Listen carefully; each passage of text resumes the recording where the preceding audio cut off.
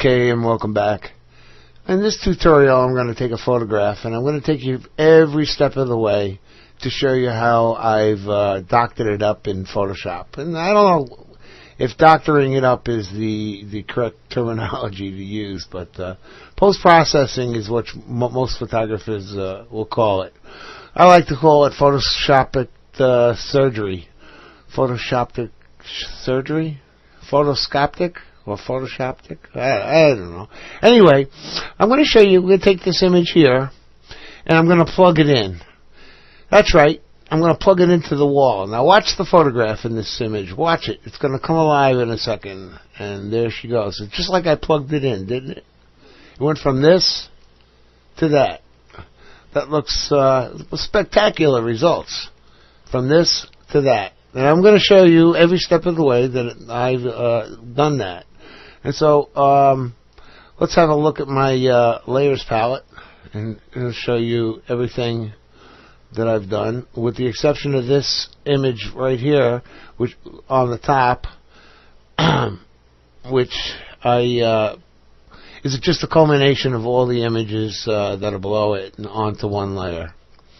And because I had to reduce the original image down in size to 800 pixels for the purposes of this tutorial, I had to brighten the image slightly. One of the things that I've noticed in a lot of photographs is, in particular, is the edges. What we're trying to do is draw the center of attention actually into the center of the image itself. We don't want the eye wandering off to the edge of the photograph, like a piano concerto that's going up scale and all of a sudden just drops off into nothing. It leads the eye into the promised land, and all of a sudden it's gone. It's done. So we want to tell the eye that everything it needs to focus on is in the center of this image. One of the ways we can do that is to downplay or subdue the edges of the photograph. And so I'm going to create a new layer above this one.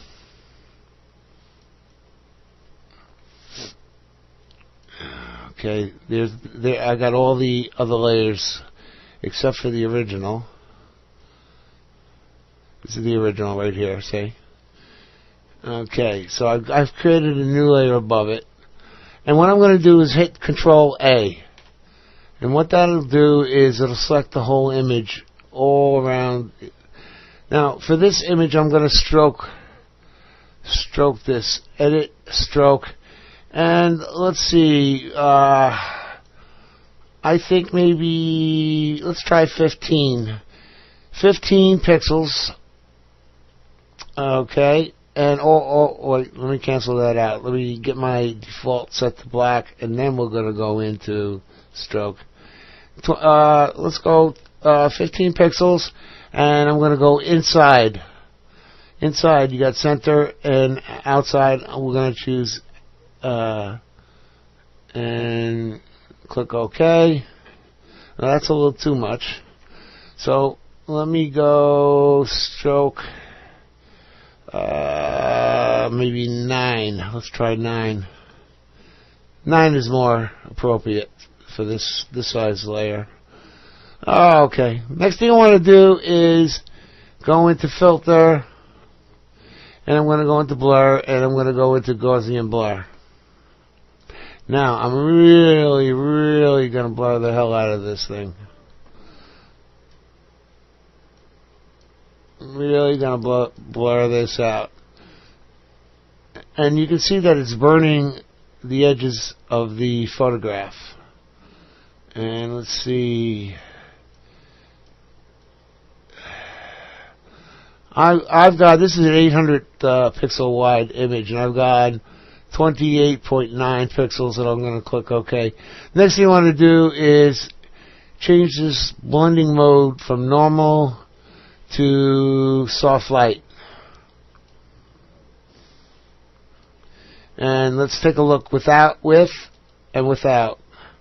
Now, if it's just too much, I can always go up here and lower the opacity slightly. So let's take a look before and after. Before and after. That looks good. So that's the beginning of the first tip on how to plug in this how to plug in a photograph into the electrical eye socket.